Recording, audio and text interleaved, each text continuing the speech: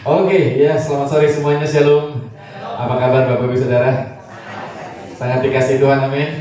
Sehingga kalau sore hari ini kita ada, sebagaimana kita ada, saya percaya Tuhan punya rencana yang luar biasa, amin. Nah, sore hari ini kita akan dibawa dengan sebuah tema yang sangat luar biasa, ya, yaitu berbicara tentang ibadah yang sejati. Nah, di dalam momen Imlek ini Bapak Ibu Saudara, boleh nggak sih orang Kristen merayakan Imlek? Ada begitu banyak pertanyaan yang muncul. Boleh nggak sih kira-kira? Boleh ya, karena Imlek itu bukan perayaan sebuah agama gitu ya. Jadi Imlek itu adalah apa? Perayaan daripada budaya sebuah suku, ya, suku Tionghoa. Ya, jadi ini adalah bukan berbicara soal keagamaan, tapi ini berbicara tentang kebudayaan. Jadi ini adat istiadat. Ya, dan kebiasaan yang dilakukan ketika mereka menghadapi situasi kondisi di mana peralihan musim dari musim dingin ke musim semi, ya mereka merayakannya dengan perayaan Imlek ini. Jadi ini merupakan sebuah rasa syukur karena mereka mulai bisa bercocok tanam kembali. Dan saya percaya ini juga rasa syukur kita kepada Tuhan karena hari ini kita ada. Amin. Iya, dan kita yakinkan bahwa setiap kita ada berarti ada rencana Tuhan dalam hidup kita. Ya, dan saya jamin masa depan kita di dalam Tuhan penuh dengan harapan, amin. Iya, jadi senggol kiri kanan saudara, ya masa depan penuh dengan harapan, amin. Iya, terus mengucap syukur ya. Oke, perayaan hari ini ya saya ingin membawa Bapak Ibu Saudara diingatkan kembali dengan momen yang luar biasa, yaitu berbicara tentang ibadah yang sejati. Nah, saya ingin membawa Bapak Ibu Saudara dalam Roma pasal yang ke-12, ya, ayatnya yang pertama sampai ayatnya yang kedua, ya. Saya percaya ini akan jadi berkat buat kita semuanya, amin. Oke, ibadah yang sejati. Dikatakan di situ di dalam Roma pasal ke-12 ayat yang pertama, karena itu saudara-saudara, demi kemurahan Allah, aku menasihatkan kamu supaya kamu mempersembahkan tubuhmu sebagai persembahan yang hidup, yang kudus dan yang berkenan kepada Allah. Itu adalah ibadahmu yang sejati. Jadi kalau ibadah yang sejati, kita berarti diingatkan kembali ada ibadah yang tidak sejati tentunya, ya. Nah, yang sejati dikatakan dengan sangat jelas di sini, kita mempersembahkan tubuh kita sebagai persembahan yang hidup, yang kudus dan yang berkenan. Ya, ayat yang kedua dikatakan di situ. Janganlah kamu menjadi serupa dengan dunia ini, tetapi apa? Berubahlah oleh pembaharuan budimu, sehingga kamu dapat membedakan manakah kehendak Allah, apa yang baik, yang berkenan kepada Allah dan yang sempurna. Nah, Bapak Ibu Saudara dikasih Tuhan, apa sih yang dimaksud dengan ibadah? Ya. Di dalam konteks di dalam Roma pasal ke-12 ayat yang pertama ini, ya, kata ibadah diambil dari kata aslinya, dari bahasa aslinya, dari bahasa Yunaninya, latreia, yang artinya penyembahan, Bapak Ibu Saudara, atau pelayanan, ya, atau mungkin bisa lebih dikatakan pengabdian terhadap Allah. Ya. Jadi kalau orang ibadah artinya dia membawa keberadaan hidupnya sepenuhnya kepada Allah. Nah, ini poin yang sangat luar biasa. Di dalam perjanjian lama, Bapak Ibu Saudara, untuk supaya ibadah kita diterima oleh Allah, berkenan di hadapan Allah, mereka harus melakukan sesuatu. Biasanya setahun sekali bangsa Israel itu ya jemaatnya membawa domba untuk dipersembahkan setahun sekali. Dombanya kira-kira yang kayak gimana? Yang tidak bercacat, yang tidak bercela. Artinya domba yang udah dianggap sempurna. Jadi kalau dombanya habis berantem kupingnya kegigit, kira-kira gimana? Nggak bisa. Jadi ketika seseorang membawa domba ke bait Allah, itu ada imam yang memeriksa domba itu sempurna atau tidak. Kalau dombanya sempurna, dia baru boleh dipersembahkan.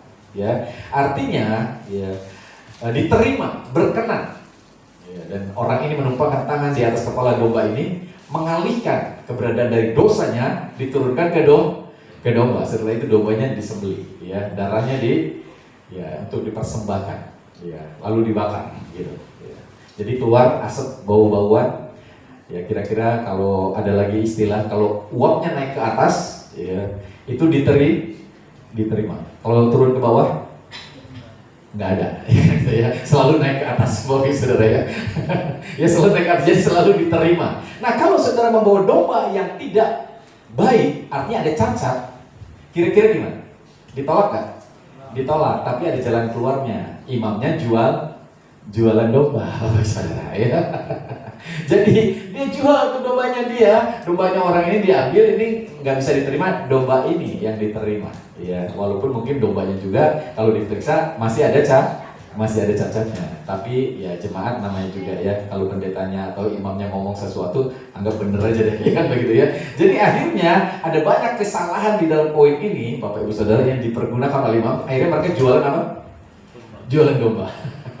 Ya, untuk supaya dibeli lalu dipersembahkan. Nah, ini di perjanjian lama. Untuk supaya kita tidak bercacat celah, untuk kita dianggap kudus, dianggap berkenan, maka kita harus melakukan sesuatu, yaitu apa? Mempersembahkan ya, domba yang tidak bercacat celah ini. Tetapi di perjanjian yang baru, Rasul Paulus menasihatkan kita untuk mempersembahkan apa tuh? Tubuh kita. Ya, bukan mempersembahkan apa? Domba.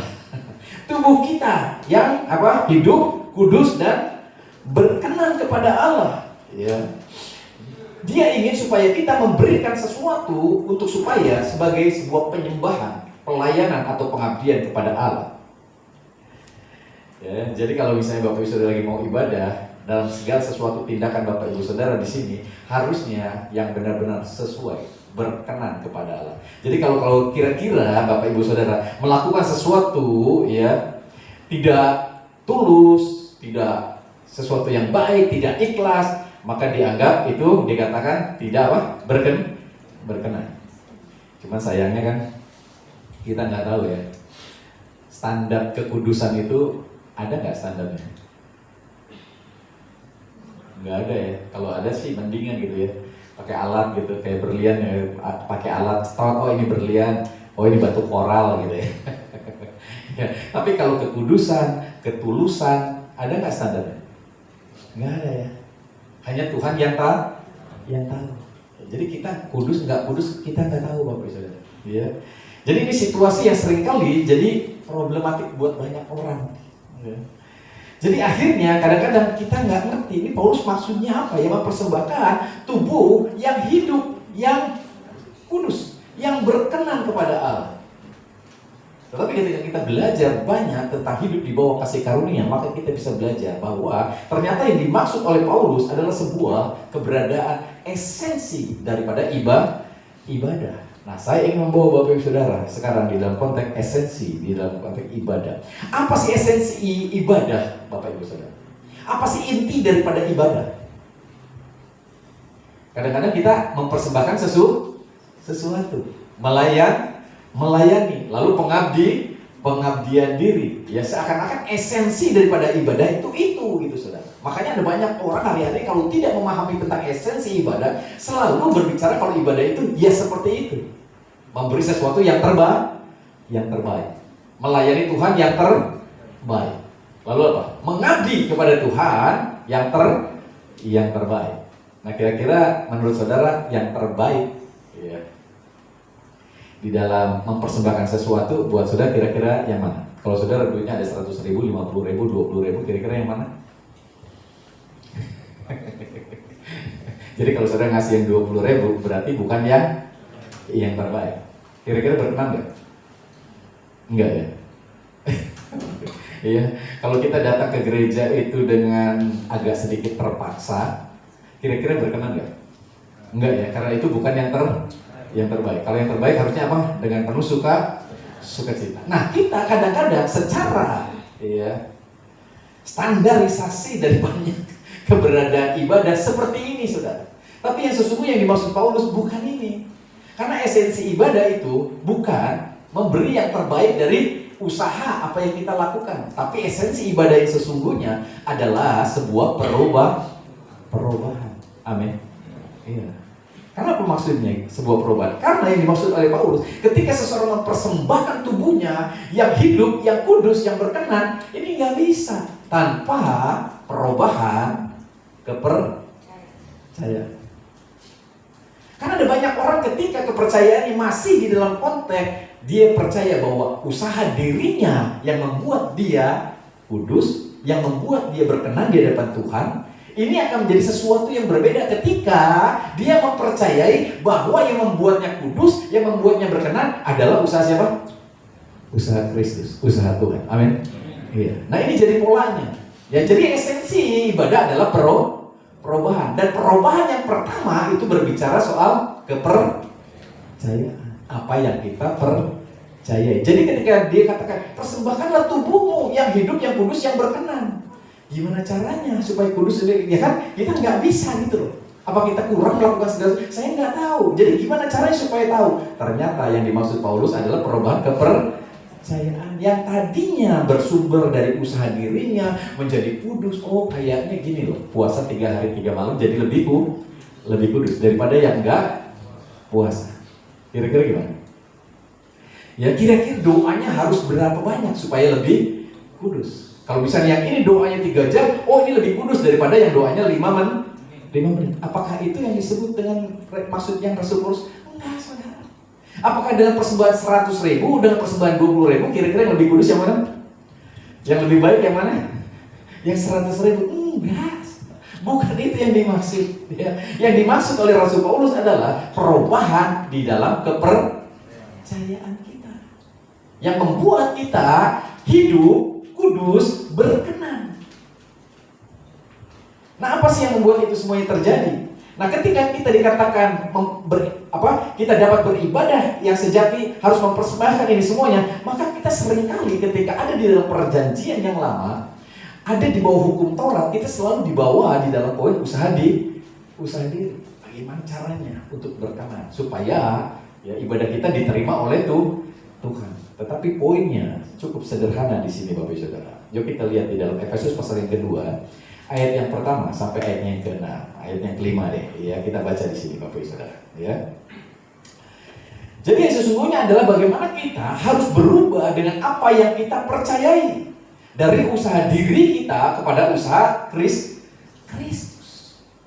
Ya. Bahwa saudara dibenarkan, dikuduskan bukan lagi karena usaha diri kita, tapi karena kematian Kristus di atas kayu. Kalau Yesus nggak mati di atas kayu, saya menebus dosa saudara mau pakai cara apapun tidak bisa dikuduskan, nggak bisa layak.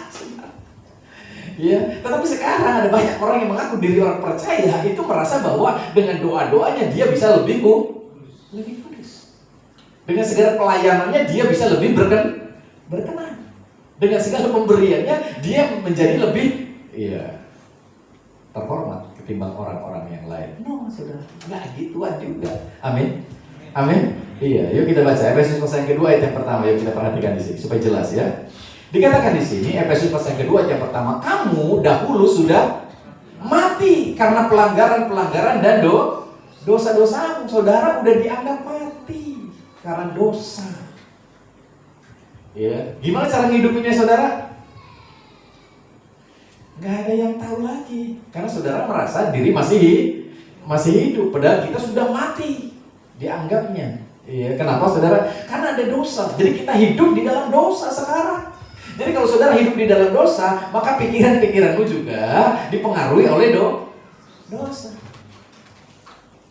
Jadi gimana caranya untuk menghidupkan itu? Yesus datang ke dalam dunia. Dia yang hidup, rela mati supaya saudara yang percaya kepada Kristus yang tadinya mati karena dosa, hidup di dalam dosa, sekarang saudara mengalami sebuah kehidupan di dalam Kristus. Amin.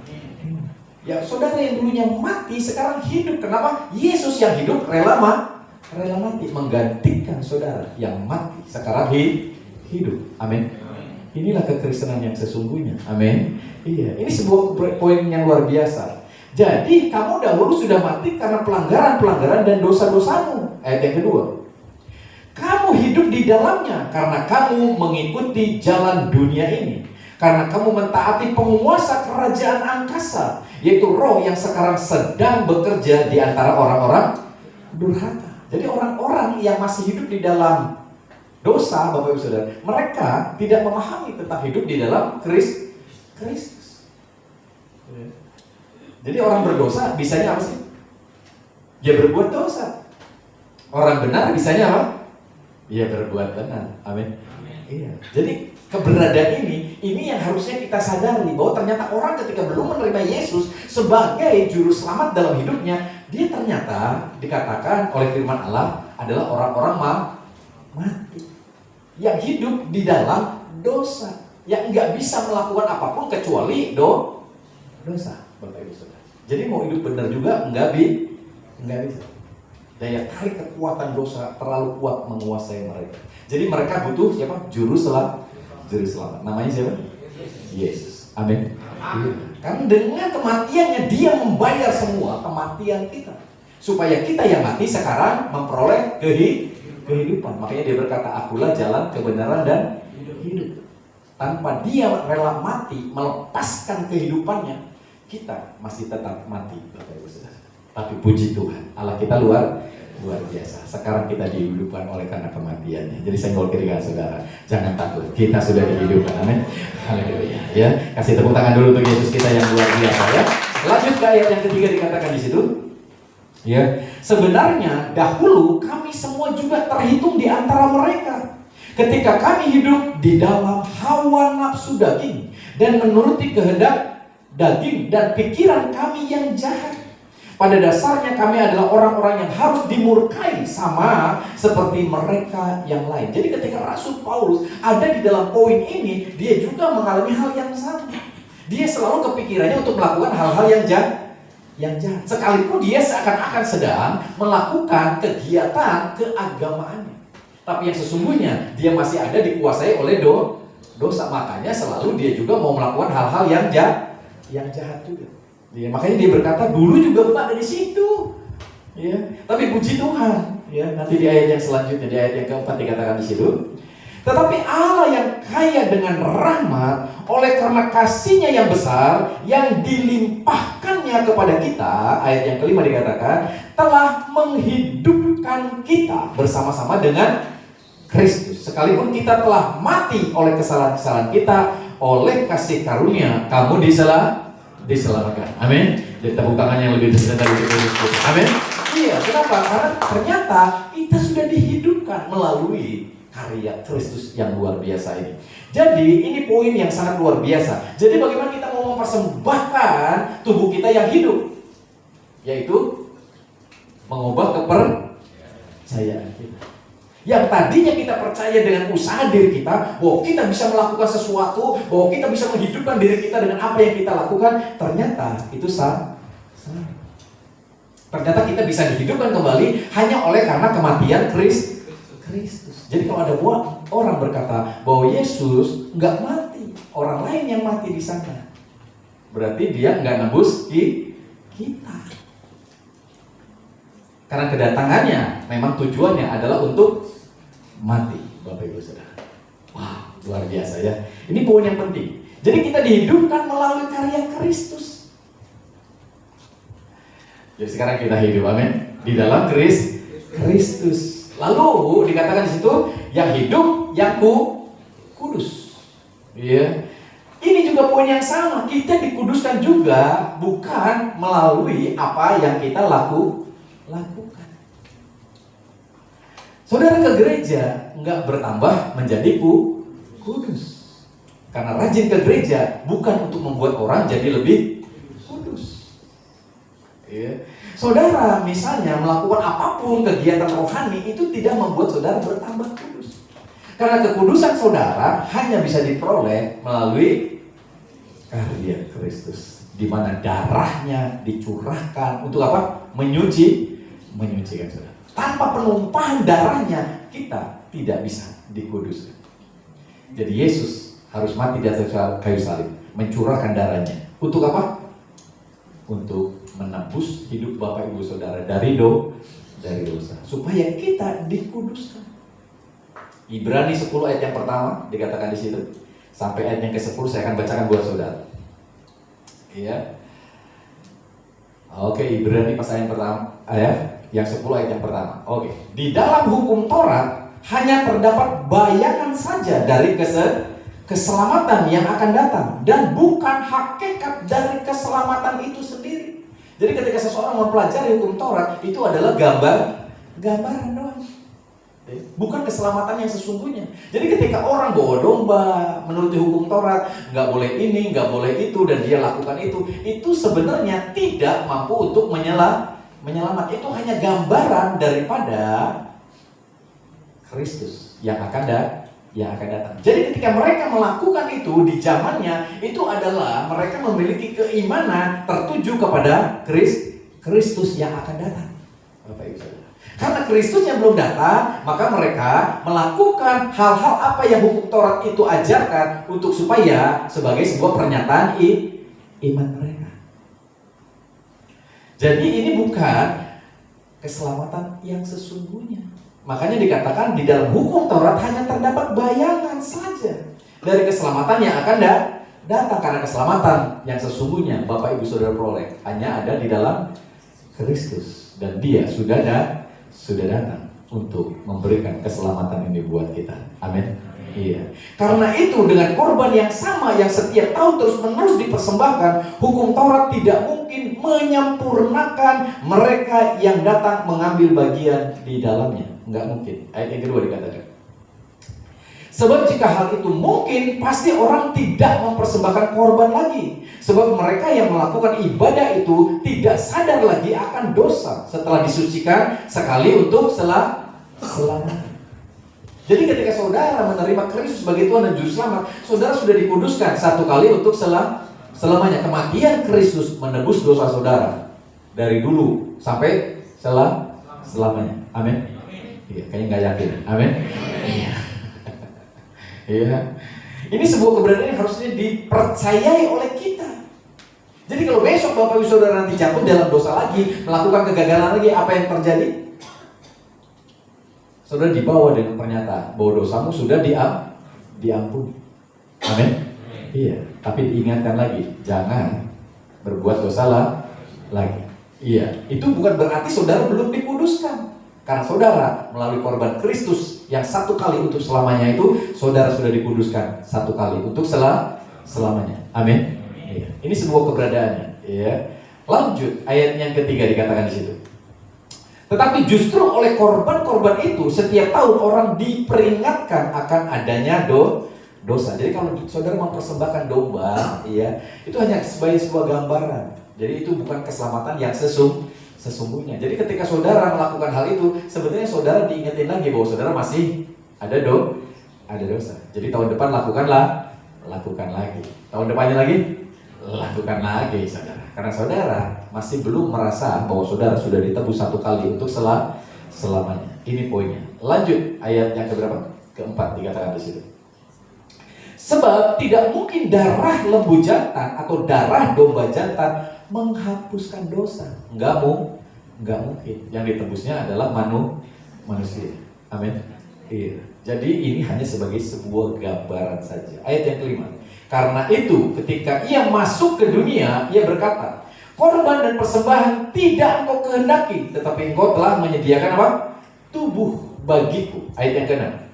Kepada korban bakaran dan korban penghapus dosa engkau tidak beraman. Jadi ternyata Tuhan itu gak menerima itu semuanya sebagai penebus dosa buat saudara. Jadi kalau ada orang yang berkata bahwa saudara bisa dikuduskan dengan membayar harga dengan usahamu sendiri, kekuatanmu sendiri, kerajinanmu ke gereja, kerajinanmu berdoa, kerajinanmu melayani, itu enggak benar. Karena saudara dikuduskan hanya oleh darah Yesus. Amin. Lalu ketika engkau sudah merasakan kasih dan kebaikan Tuhan, di mana saudara sudah ditebus, diselamatkan, ibadah, doa, melayani, itu adalah ucapan syukur. Amin. Karena kita sudah diselamatkan. Amin. Jadi saudara tidak lagi ada transaksional dengan Tuhan. Oh, kalau banyak doa, banyak berkat, sedikit doa enggak berdoa, ternyata saudara masih hidup sampai sekarang. Amin. Iya, yang enggak banyak doa aja masih diberkati. Kenapa? Karena bukan itu poinnya, saudara. Dan kalau saudara banyak doa juga, saudara enggak akan bisa lebih kaya dari yang seharusnya. Amin. Kalau saudara bisa kaya karena banyak doa, saya percaya saudara akan doa sehari berapa jam? 24 jam. Ya beda. Iya, paket banyak tiap hari datang terus nih, ya kan gitu, kurang duit ya kan. Kita doa aja 24 jam supaya duitnya datang terus. Ternyata enggak, saudara. Ternyata enggak. Jadi apa yang harus kita lakukan? Ya sadar dong, amin. Amin. Bukan itu yang memberkati saudara, amin. Yang memberkati saudara adalah ketika kau percaya bahwa karya Kristus sudah membayar segala sesuatunya, amin. Jadi arahkan pandangan pada karya Kristus. Ketika kau punya masalah, punya persoalan, pandang kepada Yesus. Engkau sudah membayar semua harganya. Aku percaya, aku adalah anakmu dan aku pasti diberkati, amin. Iya, bukan lagi dengan usaha kita. Jadi doa itu bukan sebagai sebuah sarana untuk mendapatkan apa yang kau inginkan. Doa adalah membawa saudara untuk menjalin hubungan dengan Allah. Semakin mengenal Allah, semakin menyadari kehendak Allahmu. Semakin saudara berdoa, semakin mengerti apa yang menjadi kehendak Allah. Makanya doa, ketika saudara berdoa, itu saudara tidak menyampaikan keinginan-keinginan saudara semata, tapi harusnya sebagai sebuah hubungan sampai saudara ngerti kehendak Allah dalam hidup saudara. Amin. Melalui doa saudara mulai banyak mengenal Allah. Jadi doa-doa yang dinaikkan sesuai dengan kehendak Allah, justru doa-doa inilah yang dijawab. Karena keinginan saudara beda sama keinginannya Allah. Rencana saudara beda sama rencananya Allah. Dia rencananya lebih indah daripada rencana kita. Amin. Iya. Jadi kalau doa-doa saudara sekarang belum dijawab, Allah punya rencana yang berbeda dalam hidup saudara. Amin. Iya. Jadi tetap percaya. Iya. Ini sebuah keberadaannya. Lanjut ayat yang ke-7 dikatakan di situ. Iya. Lalu aku berkata, sungguh aku datang dalam gulungan Sungguh aku datang dalam gulungan kitab ada tertulis tentang aku untuk melakukan kehendakmu ya Allahku. Jadi Tuhan ingatin, dia datang segera nih. Dan memang dia sudah datang. Ayat yang ke-8 dikatakan, di atas ia berkata, korban dan persembahan, korban bakaran, korban penghapus dosa tidak engkau kehendaki dan engkau tidak berkenan kepadanya, meskipun dipersembahkan menurut hukum. Jadi kalau kita mau melakukan apapun, sebenarnya Tuhan tuh nggak suka sih dengan hal yang kayak gitu, karena itu nggak berkenan, karena itu tidak membuat saudara lebih kudus, lebih berkenan, lebih dicintai Tuhan. Enggak, saudara. Sampai kalau ada orang berkata bahwa wah ini kita kayaknya banyak masalah, kurang ini, kurang itu, ayo lebih setia lagi. Ya. Sampai istilahnya kalau kebaktian, dia gereja senior dan kebaktiannya berapa hari sih? Ya seminggu sekali. Kurang kayaknya nih Pak, Senin, Selasa, Rabu, Kamis kayaknya harus ditambahin ini. Supaya apa? Semakin berkenan, semakin disayang sama Tuhan gitu. Akhirnya ada orang-orang yang ibadah dari Senin sampai Senin lagi, saudara, kan begitu ya. Karena dia pikir itulah caranya untuk berkenan. Tapi seumur hidupnya biasa saja. Yang ada adalah capek. Saudara ya. Gitu. Kenapa? Karena bukan ini yang dimaksud. Bahkan Tuhan berkata, aku juga nggak suka yang kayak gitu-gitu. Engkau percayai untuk supaya lebih berkenan kepadaku, nggak suka. Ya, lanjut ayatnya Bapak Ibu Saudara. Yang ke-9. Dan kemudian katanya dikatakan di situ, ya, sungguh aku datang untuk melakukan kehendakmu.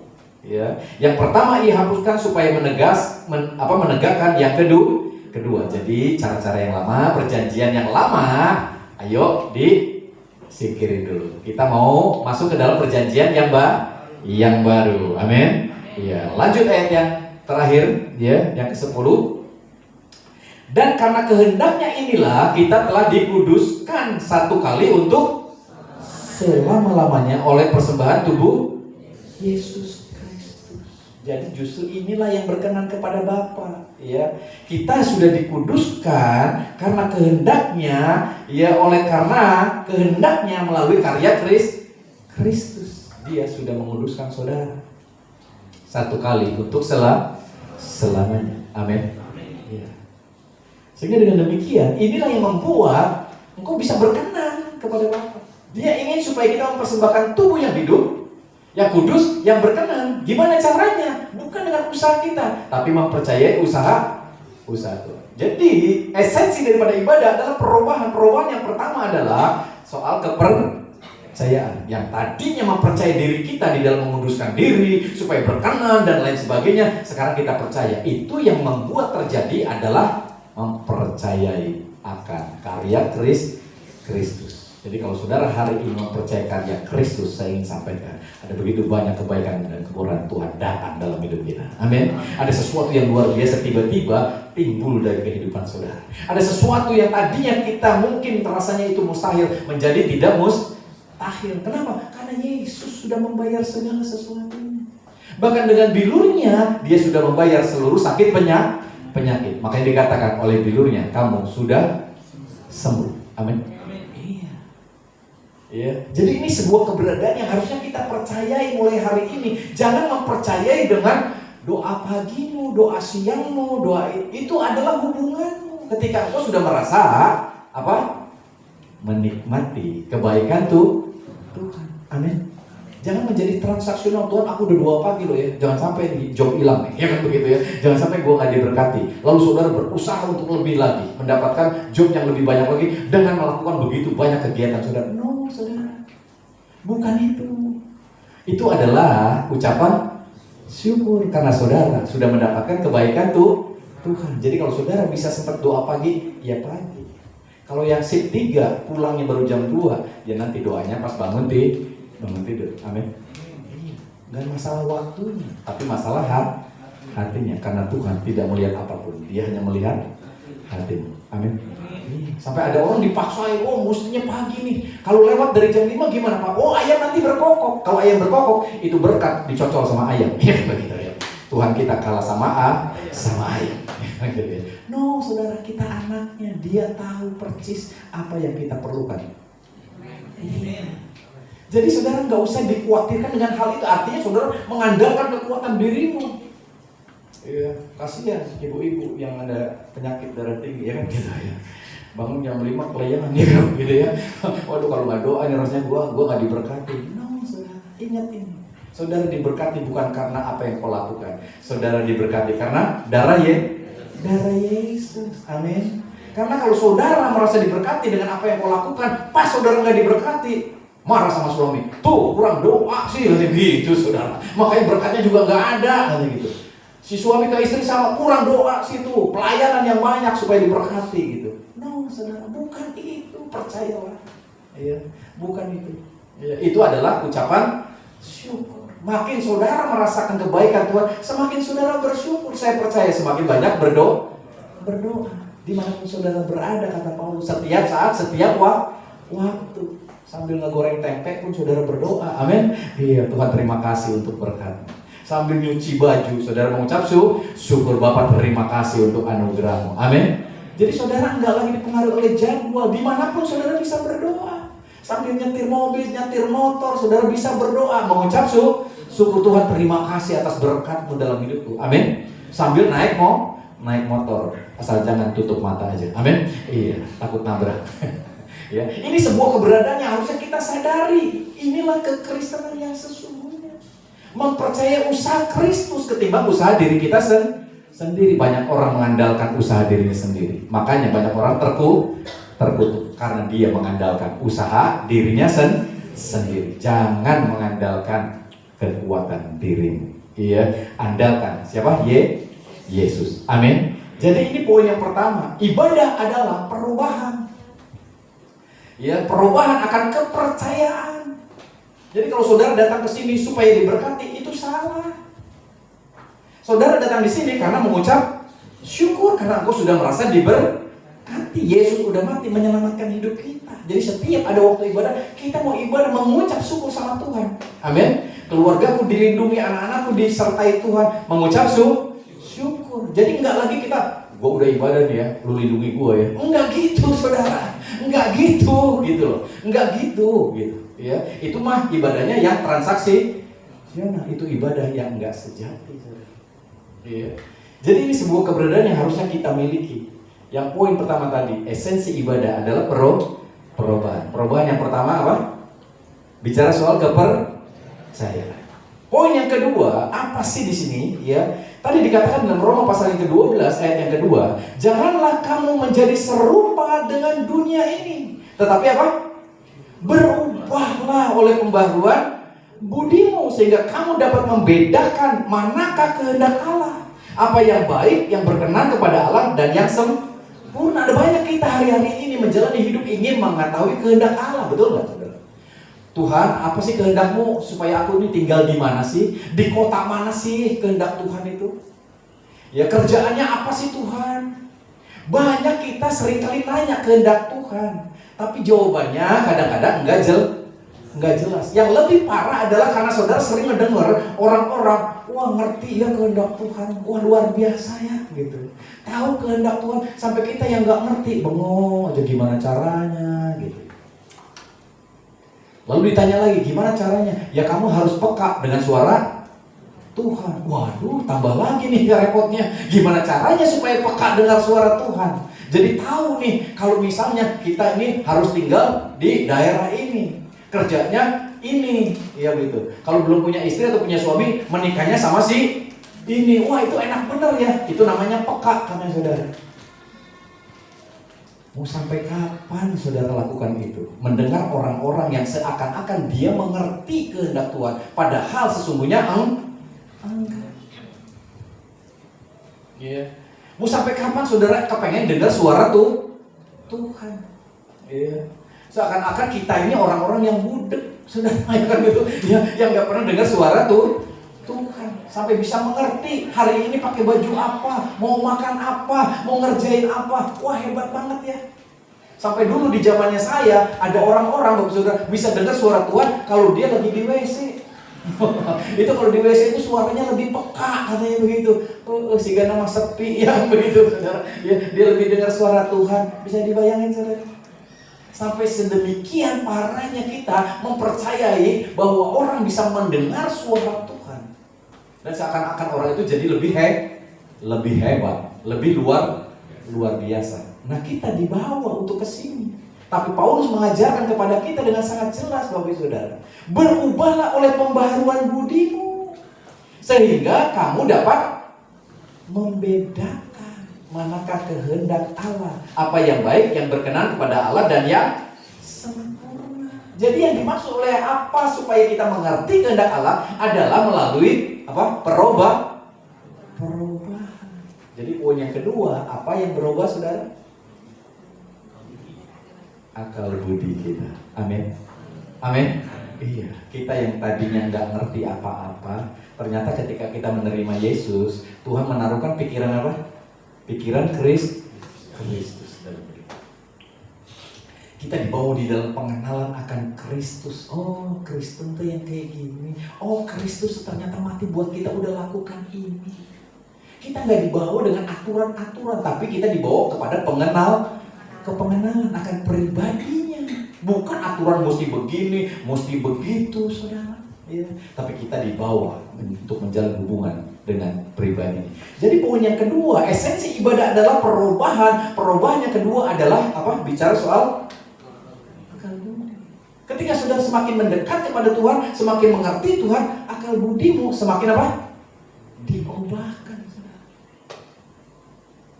Ya. Sampai ada orang-orang di jemaat Korintus dulu yang tadinya biasa-biasa, sekarang mulai jadi orang-orang yang terhormat.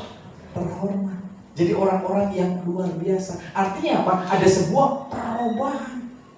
Dan yang utama bukan masalah yang miskin jadi kaya, bukan.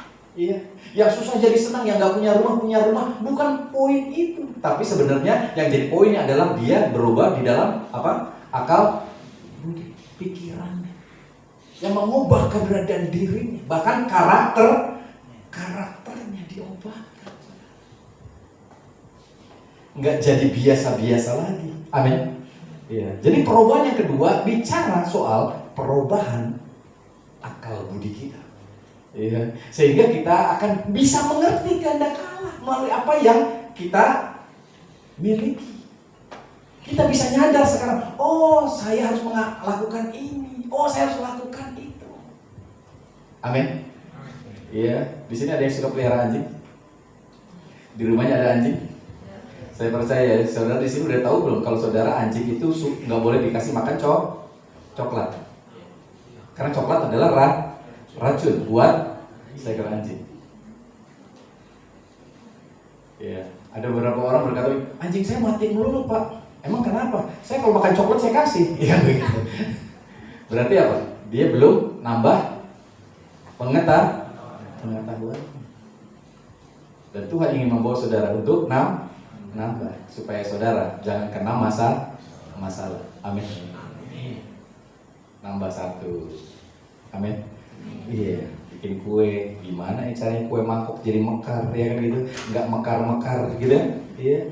Lalu sudah berdoa, Tuhan gimana caranya nih? Saudara diberikan apa? Pengetahuan.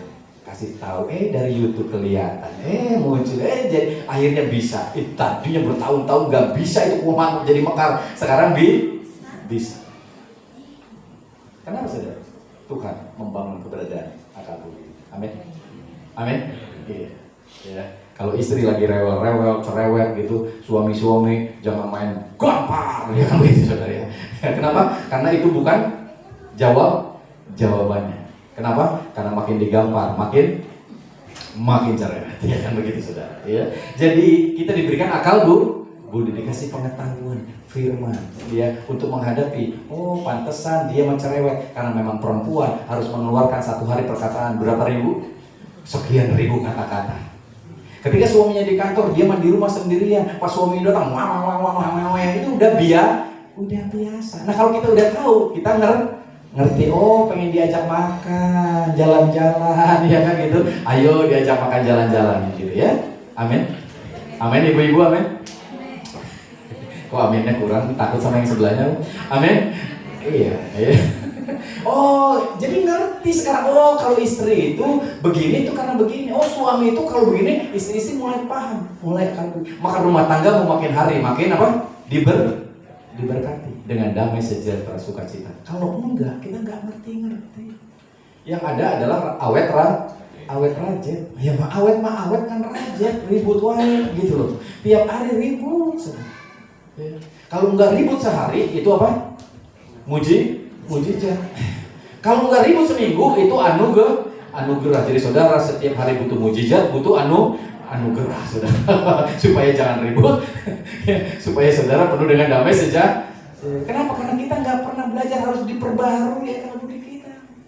Ngerti firman, oh begini ngadepinnya, begitu. Di pekerjaan sama, saudara.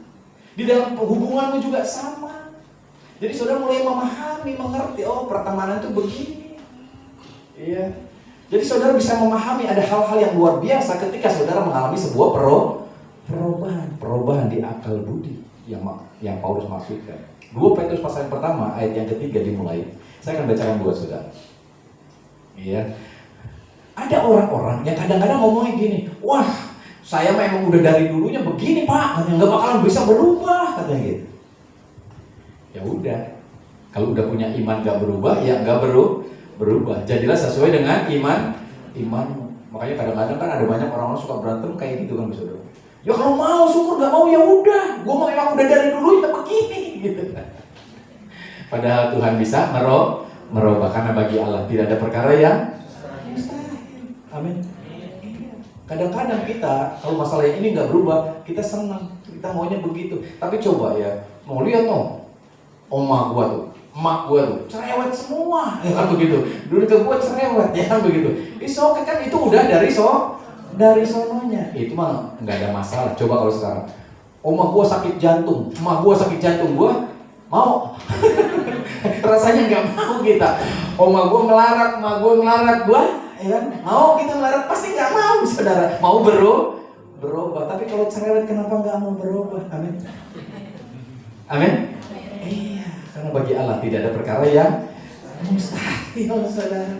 Ya, ini sebuah poin penting, kesadaran buat kita. Nah, Rasul Petrus menyampaikan di dalam 2 Petrus pasal yang pertama ayat yang ketiga dikatakan di situ, ya.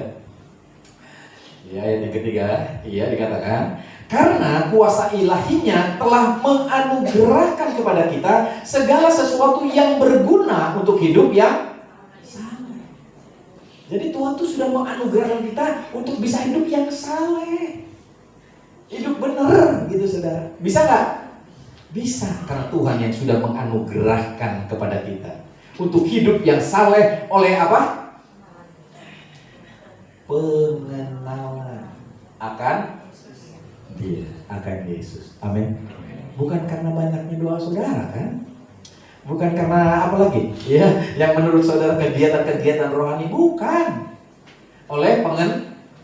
Semakin saudara mengenal Kristus, saudara semakin dibawa di dalam sebuah kehidupan yang makin saleh. Amin.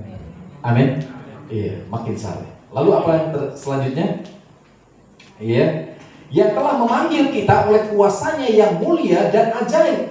Ayat yang keempat. Dengan jalan itu ia telah menganugerahkan kepada kita janji-janji yang berharga dan yang sangat besar, supaya olehnya kamu boleh mengambil bagian dalam kodrat ilahi dan luput dari hawa nafsu duniawi yang membinasakan diri.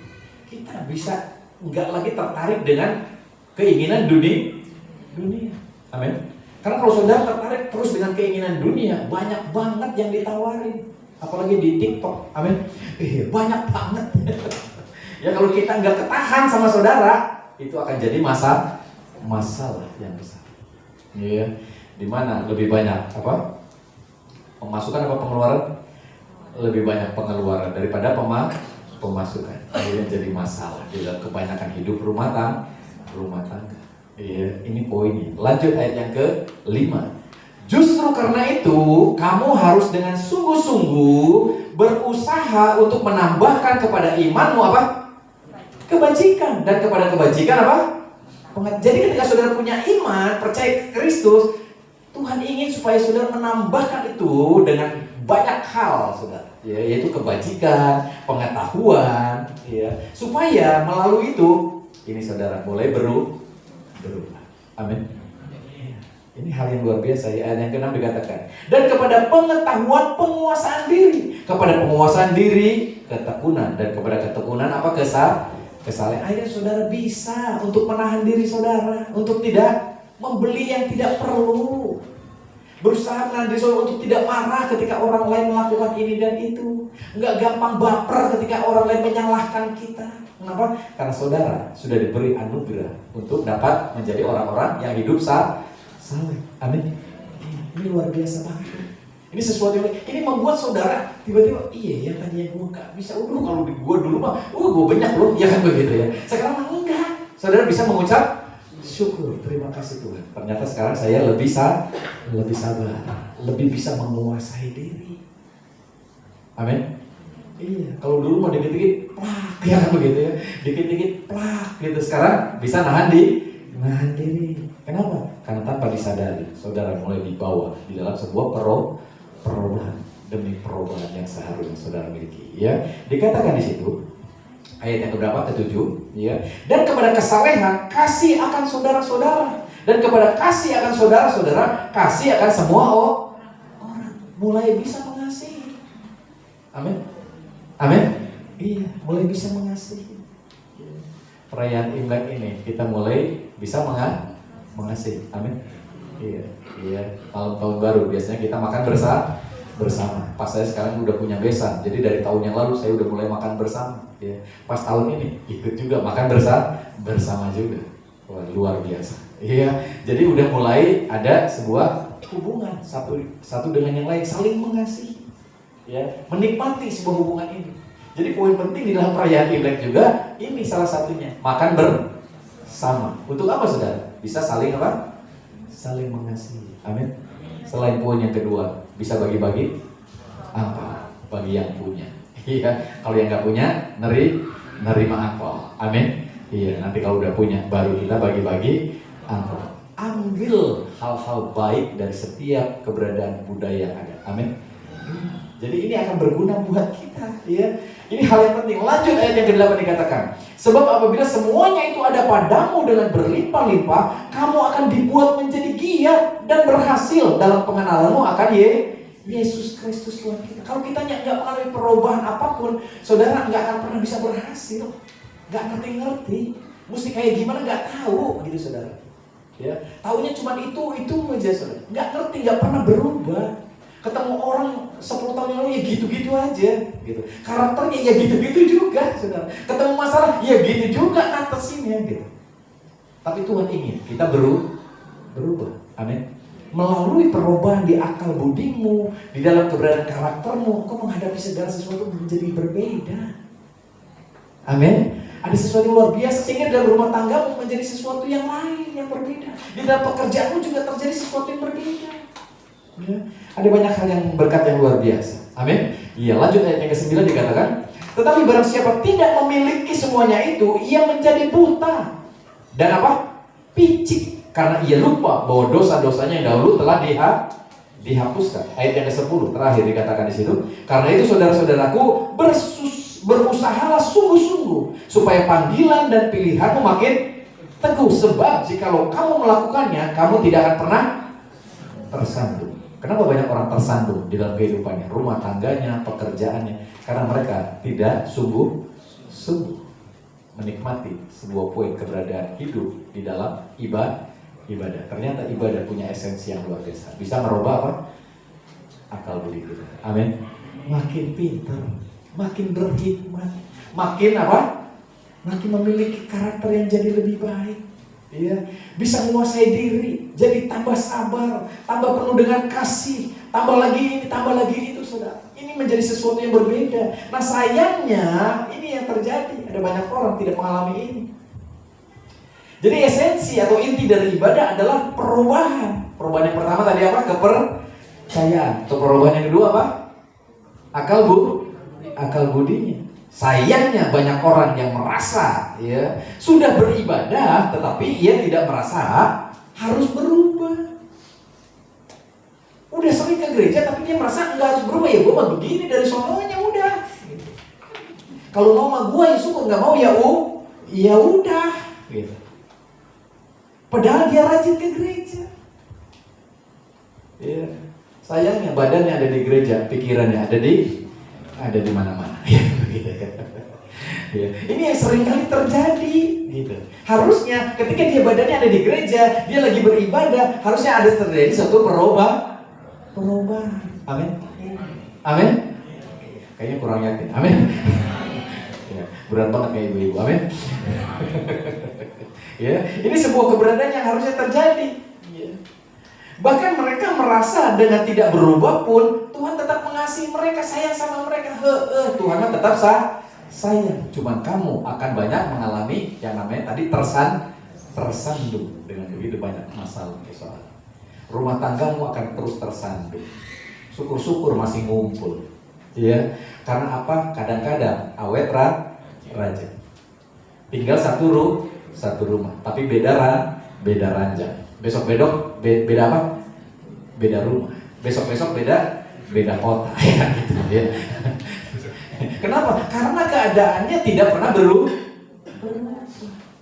Harusnya masalah besar diperkecil, masalah kecil dihilangin. Ini mah masalah kecil diperbesar, masalah besar disengaja digede-gedein lagi, ya kan begitu. Kita meleduk sekalian. Ya, akhirnya rumah tangganya juga nggak nyaman, di pekerjaan juga nggak nyaman, karena kitanya nggak mengalami perubahan. Jadi ibadah kita nggak ada gunanya. Capek gawe teka pakai. Ya, hanya kumpul-kumpul dengan komunitas doang.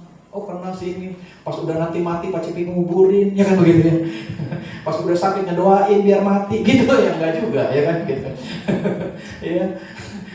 Hanya itu doang datang ke gereja. Ngapain, saudara? Ya saya mau kiri kanan saudara harus berubah, ya kan begitu. Amin. Amin. Harus berubah karena supaya jangan tersandung. Banyak orang dikatakan tersandung. Kenapa? Karena mereka tidak mau melakukannya. Padahal ini yang harusnya. Jadi itu semuanya ketika kita menikmati Tuhan, kita bisa mengalami ini. Kita menerima ya nasihat firman, kita bisa menerima kebenaran firman. Amin. Iya, jadi kalau dikritik jangan marah. Ya, karena orang mau ngeritik aja udah puji Tuhan. Ya, nggak dibayar dia juga, saudara. Ya kan begitu. Ya. Terus kalau lagi dibully, jangan sakit hati. Amin. Iya. Kita nggak bisa ngejaga mulut semua orang, tapi kita bisa jaga hati kita. Amin. Iya. Untuk tidak kecewa dengan semuanya itu. Ya. Jadi ada banyak orang ke gereja, kadang-kadang Bapak Ibu Saudara merasa dirinya udah Kristen. Itu mah nggak beda kayak saudara datang ke garasi mobil merasa dirinya mobil. Ya enggak lah, semua yang datang ke garasi belum tentu mau mobil. Yang datang ke gereja belum tentu orang Kristen. Kristen. Amin. Pengkristen artinya pengikut Kristus. Jadi mereka datang hanya sekedar ngurek dagangnya dagang, ya kan saudara, ya kan gitu. Yang mau cari teman cari teman, ya kan gitu. Yang cari komunitas. Ya daripada enggak lah, mendingan ke gereja. Enggak gituan saudara. Ke gereja itu adalah sebuah keberadaan di mana saudara rindu untuk beribadah. Esensi ibadah sekali lagi apa? Perubahan. Amin. Iya, mulai belajar untuk hal-hal yang luar biasa ini. Akhirnya kita banyak melihat orang yang kelihatannya datang ke tempat ibadah tetapi penuh dengan apa? Masalah dan pergumulan dalam hidup. Iya. Enggak masalah saudara lagi punya masalah, punya pergumulan dalam hidup saudara. Tapi ketika saudara mulai belajar mempercayai, Tuhan akan lakukan sesuatu yang luar biasa. Amin. Iya. Nah sayangnya ada banyak orang kadang-kadang ketika masalahnya sudah selesai, juga keibadahnya selesai, ya kan begitu saudara. Ya, jadi ternyata dia hanya datang kepada Tuhan hanya untuk mencari berkat. Nggak beda datang ke gunung kalian datang ke gereja supaya diberkati doang. Pas lagi diberkati, puji Tuhan. Wah cocok nih gereja, berkatnya banyak ya gitu. Pas nggak diberkati kira-kira gimana? Puji hantu, ya begitu. Ini gereja kayaknya nggak ada Tuhan nih, ya kan kayak gitu. Kenapa? Karena kitanya yang salah. Jadi sisanya adalah orang-orang yang merasa sudah tahu Tuhan, sudah mengampuni bahwa mereka banyak dosanya. Mereka merasa ya setelah tahu diampuni sama Tuhan, mereka merasa tidak harus ibadah lagi. Ya udahlah kan gua udah diampuni, ya kan gitu ya. Sekali untuk selamanya. Jadi ngapain juga ibadah lagi? Kan di mana-mana juga bisa ibadah. Maka Tuhan ada di mana-mana. Ya. Itu kalau ibadah. Dan yang kedua, dia nggak mengerti arti ibadah yang sesungguhnya. Karena akhirnya banyak orang mulai suka-suka dengan hidupnya, menggunakan waktunya. Ya, ketika harusnya ibadah, mereka justru pergi ke tempat yang lain. Ini yang menjadi poin. Akhirnya mereka tersandung, lalu cari Tuhan lagi. Makanya kebanyakan di gereja, yang datang ke gereja ibadah, biasanya orang-orang yang banyak masalah katanya gitu. Setelah punya masalah yang selesai, hilang lagi. Ya, lalu kalau udah susah lagi, datang lagi gitu. Jadi ibadah itu jadi sebuah permainan buat mereka gitu. Ibrani 10 ayat 19, yuk kita baca sama-sama. Ini terakhir, ya. Rasul Paulus mengingatkan kita nih. Ibrani 10 ayat yang ke-19 dikatakan di situ. Ya, jadi ibadah yang kedua apa tadi? Bicara soal apa? Perubahan akal budi. Iya. Yang kedua, yang pertama kepercayaan, yang kedua akal budi. Ya Ibrani 10 ayat 19 dikatakan di situ. Jadi saudara-saudara, oleh darah Yesus kita sekarang penuh keberanian dapat masuk ke dalam tempat kudus. Jadi saudara masuk ke tempat kudus oleh karena apa? Darah Yesus. Amin. Bukan karena tadi pagi saya udah doa 2 jam lupa. Gitu. Wah, gua kayaknya lebih suci dari si ini nih. Dia mah doanya 5 menit. Enggak. Tapi karena darah Yesus. Amin. Jadi saudara sama saya sudah dikuduskan oleh darah Yesus. Jadi saudara sama saya kudusnya sama nggak? Sama dong. Karena kita dikuduskan oleh darah Yesus. Amin. Iya. Yang bedanya apa? Jabatan saya pendeta doang. Ya. Tapi saya nggak bisa lebih kudus dari saudara juga, karena kita kudusnya sama. Amin. Iya. Ingat itu. Ya supaya saudara jangan dikit-dikit cari saya. Ya kan gitu. Pak Cewek mau lebih kudus. Ya kan gitu. Doanya lebih didengar sama Tuhan. Enggak. Doa saudara juga didengar sama Tuhan. Iya. Amin. Pinter-pinter. Kalau misalnya ada yang kesurupan, doa saudara juga sama. Iya dong. Ya saya harus ajarin saudara, jangan dikit-dikit di rumah anak-anak, "Pak, ada tikus, Pak." Saya ajarin bagaimana cara ngusir tikus. Amin. Iya, jadi jangan dikit-dikit, "Pak," ya kan begitu ya. Saudara juga bisa ngusir tikus. Amin. Iya. Amin kan nih? Iya, kalau dikunjungin aja katanya maunya Pak Cepi doang yang datang ya kan begitu. Dikunjungi sama tim kunjungan nggak mau. Sekarang udah ada tim kunjungan, saudara. Tinggal kontak aja, "Pak, tolong Pak, Bu, tolong Bu datang Bu kunjungin," ya kan gitu. Sama nggak doanya? Sama. Dia doa sama saya doa sama, saudara. Nggak usah takut, amin. Iya, ya jadi ke depan saudara bisa lakukan juga, ya, gitu, amin. Jadi kalau mau berkati rumah kira-kira gimana? Berkati sendiri bisa nggak? Bisa kalau panggil Pak Cepi, kalau mau makan-makan, amin. Iya. Ya, jadi oke ya, dikit-dikit undang saya kalau lagi dekat, kalau jauh kan susah ya kan saudara. Ya saudara udah mau nempatin buru-buru nih Pak, kayak gitu ya. Oke, Ibrani 10:19 berkata demikian. Jadi saudara-saudara, oleh darah Yesus kita sekarang penuh keberanian dapat masuk ke dalam tempatku kudus. Jadi saudara setiap pagi bangun mau nyembah Tuhan, mau datang sama Tuhan, nggak lagi dipengaruhi oleh lain, tapi karena saudara sadar darah Yesus. Amin. Iya, ya misalnya lagi ngumpul mau ngedoain sesuatu nih, ayo kita nyanyi dulu. Kenapa mesti nyanyi dulu? Karena ada pengajaran. Tuhan bertata di atas pujian. Lah, Tuhan bertata di mana sekarang? Di sini. Amin. Itu perjanjian lama. Amin. Iya, karena Yesusnya belum datang, Roh Kudus belum dicurahkan. Ketika Roh Kudus dicurahkan sekarang, Tuhan bertata di mana? Di sini. Amin.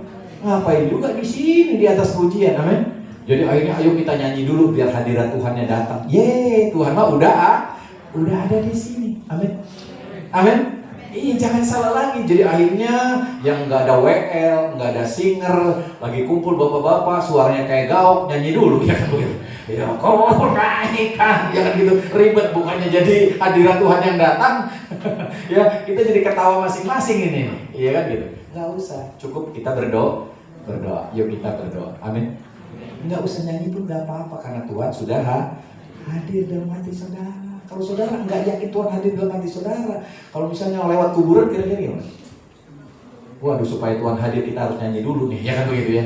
Naikkan syukur, ya kan begitu? Kira-kira ini aneh sekali saudara. Iya, ini sesuatu yang Bapak Ibu harus pahami ini. Pujian penyembahan is okay. Amin.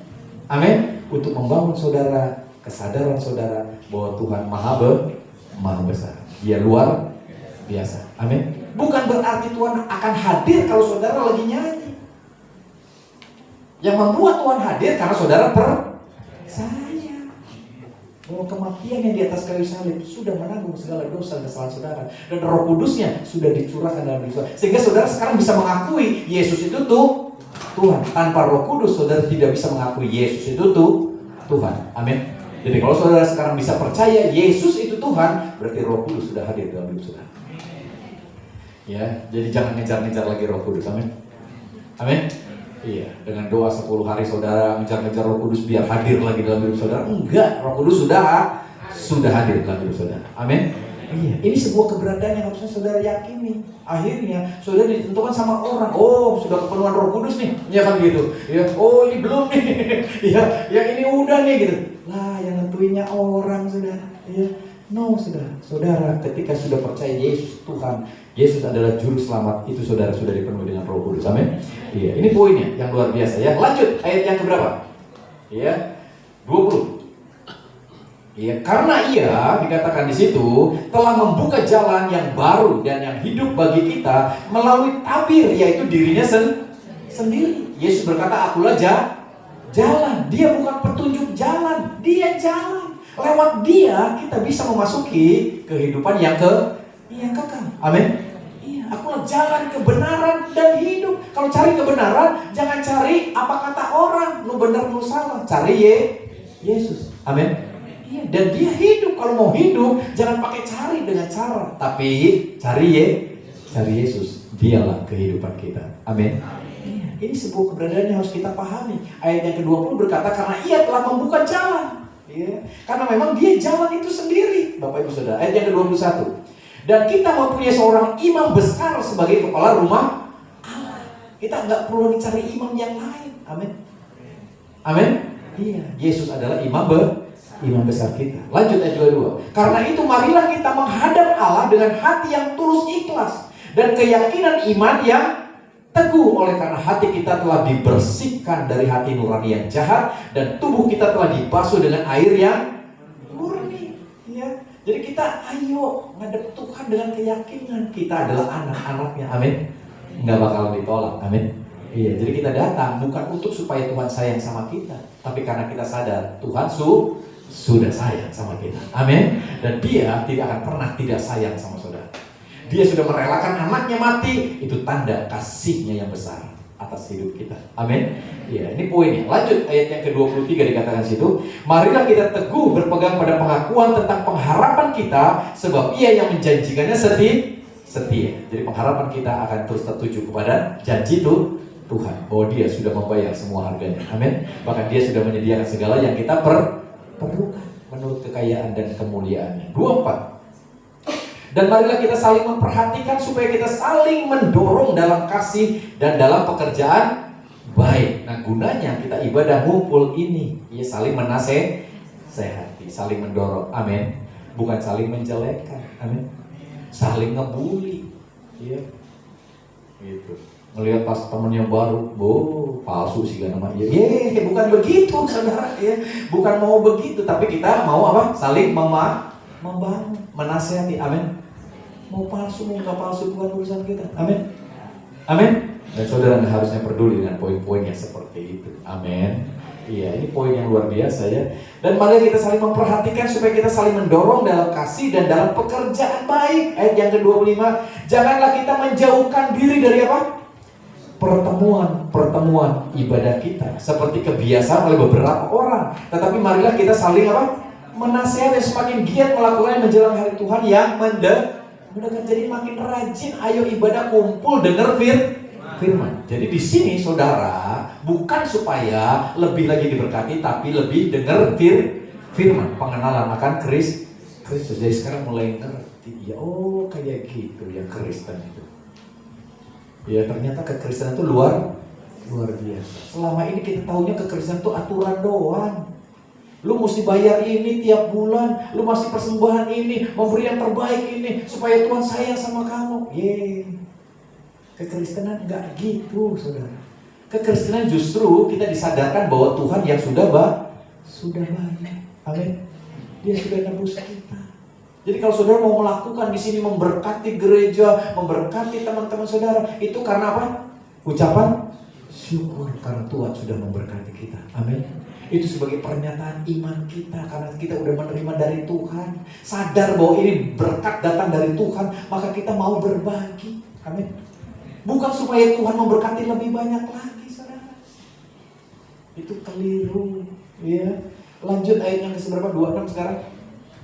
Sebab jika kita sengaja berbuat dosa sesudah memperoleh pengetahuan tentang kebenaran, maka tidak ada lagi korban untuk menghapus dosa. Nah, kebanyakan orang, saudara, setelah memahami hal ini, tapi nggak mau percaya. Ya akhirnya, ya udah susah gitu, ya. Karena tidak ada lagi yang bisa menghapus dosa kecuali kita percaya. Amin. Iya. Terakhir 27. Tetapi yang ada ialah kematian yang mengerikan akan penghakiman dan api yang dahsyat yang akan menghanguskan semua orang durhaka. Jadi intinya hari ini Tuhan rindu untuk supaya kita mengalami sebuah perubahan di dalam keberadaan hidup kita. Kepercayaanmu yang tadinya kepada dirimu, kepada usaha dirimu, kepada apa yang kau lakukan, sekarang kau mulai belajar mempercayai siapa? Kristusmu. Dengan apa yang Dia sudah kerjakan, apa yang Dia sudah perbuat di atas kayu salib, melakukan segala sesuatunya untuk kita.